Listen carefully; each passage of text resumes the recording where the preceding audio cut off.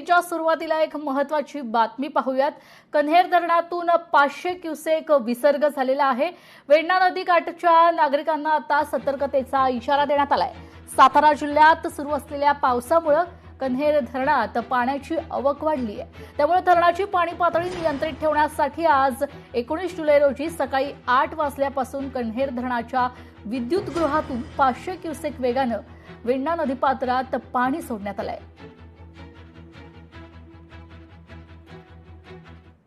बातमी आहे नाशिकमधून। नाशिकच्या उपनगर पोलीस ठाण्यातील सहाय्यक पोलीस उपनिरीक्षक मिलिंद शेजवळ आणि पोलीस कॉन्स्टेबल गणेश कुमावत यांना 10,000ची लाच घेताना अटक करण्यात आलेली आहे। आत्महत्येस प्रवृत्त केल्याचा प्रयत्न केल्याप्रकरणी गुन्हा दाखल करण्याचे सांगत 30,000ची मागणी केली होती।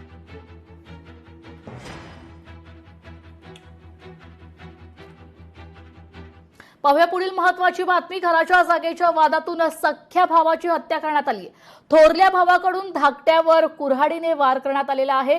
कुकसू बावणे असं मृत व्यक्तीचं नाव आहे।